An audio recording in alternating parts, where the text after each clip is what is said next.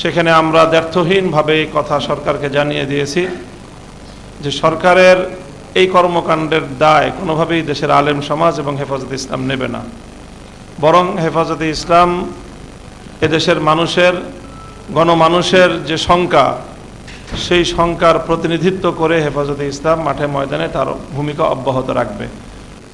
আজকে হেফাজতে ইসলামের পক্ষ থেকে আয়োজিত অত্যন্ত গুরুত্বপূর্ণ এই গোলটেবিল বৈঠকে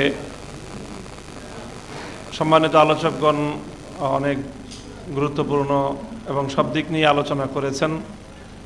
আমরা আয়োজক সংগঠন হিসেবে হেফাজতে ইসলামের যে মূল আজকের আয়োজনের যে লক্ষ্য, সেটা হলো বাংলাদেশের প্রতিনিধিত্বশীল সকল মহলের মতামতকে সামনে রেখে হেফাজতে ইসলাম তার কর্মপরিকল্পনা নির্ধারণ করবে। আমরা মনে করি যে বাংলাদেশের ধর্মীয় যে কোনো ইস্যু এবং বাংলাদেশের রাষ্ট্রের স্বাধীনতার ইস্যু, এই দুটো ইস্যুই হেফাজতে ইসলামকে গভীরভাবে পর্যবেক্ষণ করতে হয় এবং জাতির আস্থার একটি জায়গা হিসাবে হেফাজতে ইসলামকে তার কর্মপরিকল্পনা নির্ধারণ করতে হয়। হেফাজতে ইসলাম বাংলাদেশ সর্বপ্রথম এই মানবাধিকার কমিশন বিষয়ক এই কার্যক্রমের তীব্র ভাষায় প্রতিবাদ জানিয়েছে।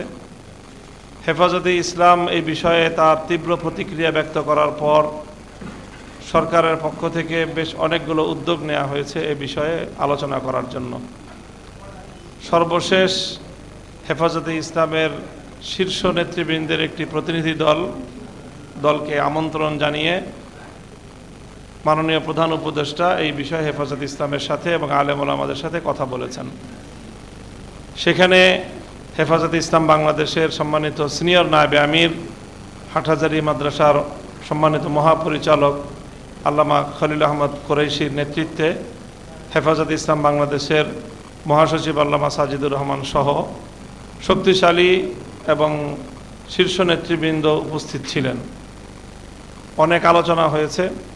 সেখানে আমরা দ্ব্যর্থহীনভাবে এই কথা সরকারকে জানিয়ে দিয়েছি যে সরকারের এই কর্মকাণ্ডের দায় কোনোভাবেই দেশের আলেম সমাজ এবং হেফাজতে ইসলাম নেবে না, বরং হেফাজতে ইসলাম এদেশের মানুষের গণমানুষের যে শঙ্কা, সেই শঙ্কার প্রতিনিধিত্ব করে হেফাজতে ইসলাম মাঠে ময়দানে তার ভূমিকা অব্যাহত রাখবে।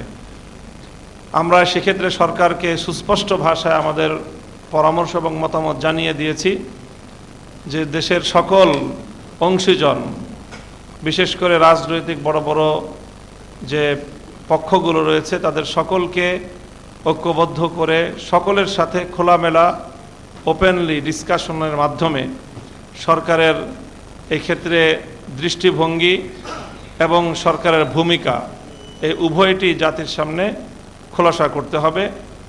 এরপরে সকলে সম্মিলিত যেই সিদ্ধান্ত হেফাজতে ইসলাম, সেই সিদ্ধান্তকে স্বাগত জানাবে। এটাই হলো এই পর্যন্ত হেফাজতে ইসলাম বাংলাদেশের গৃহীত নীতি এবং হেফাজতের দৃষ্টিভঙ্গি।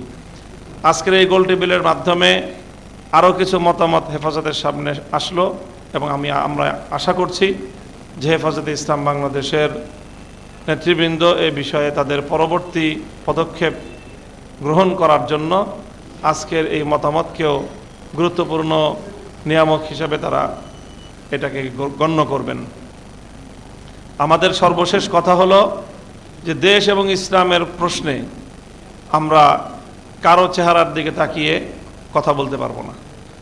দেশ এবং ইসলামের প্রশ্নে আমাদেরকে শক্ত অবস্থান গ্রহণ করতে হলে হেফাজতে ইসলাম ইনশাআল্লাহ সেক্ষেত্রে বিন্দুমাত্র কুণ্ঠিত হবে না। এক্ষেত্রে আমাদের বিগত 16 বছরের যে রেজিম এবং সেই আওয়ামী ফেসিবাদের জন্মদাতা, লালনকারী, আশ্রয়দাতা বাংলাদেশের পার্শ্ববর্তী বাংলাদেশ বিরোধী যে রাষ্ট্র এবং তাদের যে ষড়যন্ত্র, সেই ষড়যন্ত্রটাকেও গুরুত্বের সাথে বিবেচনায় রাখতে হবে, যেটা ইতিমধ্যে আমাদের আলোচনায় এসেছে। সেই সাথে বাংলাদেশের ভিতরে বসে এখনও যারা সেই পুরনো রেজিমের প্রতিনিধিত্ব করছে, বিশেষ করে মিডিয়া জগতে, এবং গোটা বাংলাদেশকে অস্থিতিশীল করবার জন্য নানা ধরনের উস্কানি দিয়ে বিভিন্নভাবে বর্তমান অন্তর্বর্তীকালীন সরকার এবং রাষ্ট্র ব্যবস্থাকে অকার্যকর করার যে অব্যাহত প্রচেষ্টা যারা চালিয়ে যাচ্ছে, এই সংশ্লিষ্ট বিষয়ে তাদের অতি উৎসাহ, এটাও আমাদের একটা আরেকটি উদ্বেগের নতুন মাত্রা। কাজে এই তিনটি বিষয়কে সমন্বয় করেই ইনশাআল্লাহ আগামীর দিনে আমরা সকলে সম্মিলিত কোনো পদক্ষেপ গ্রহণ করতে পারবো।